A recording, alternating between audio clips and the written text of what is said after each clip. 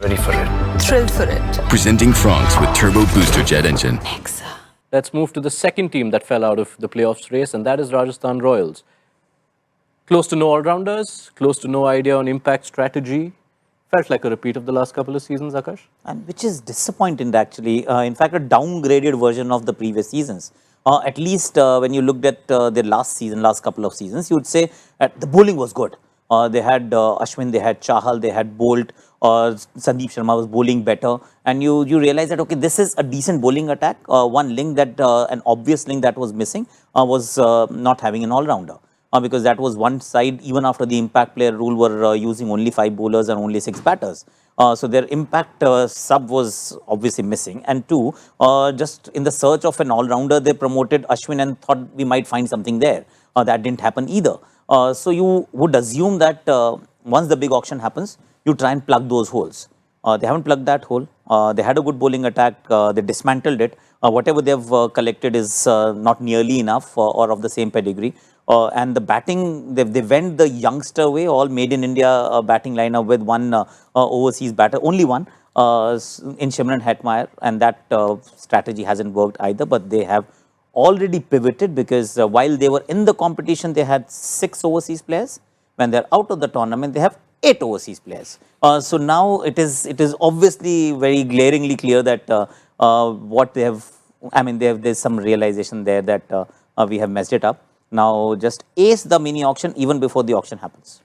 Well, you mentioned Hetmeyer, and the thing that really continues to puzzle us all is his entry point. Yeah.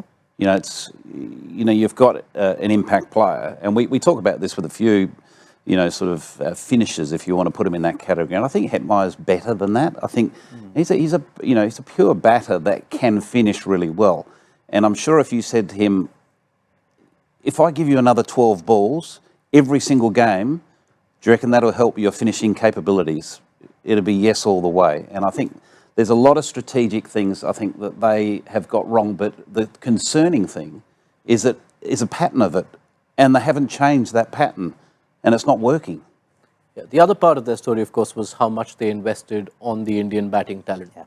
Jaiswal, Sampson, Parag, Jarrell. Parag and Jarrell, arguably their biggest letdowns? Yeah, I think Jarrell in particular for me, given the retention cost of 14 crore. I think the other thing that frustrated me from the strategic point of view with the batting call that they invested so heavily in was they clearly set themselves up to be a strong batting unit with those retentions. But then because of the fact that they used the impact player in the way they did, it felt like there was so much responsibility imbued on those players that they never had the opportunity to fully express themselves because they knew that their batting only went down to number 6 as a general rule of thumb. They also knew that they needed to get above par most of the time because they didn't invest anywhere near enough in their bowling attack. And some of the buys that they did go for underperformed. Yeah, you've been the one presenting all the data, and this is the team that has irked you the most. I can tell you that the phrase broken record was the one you used the most when talking about Rajasthan Royals, and with good reason.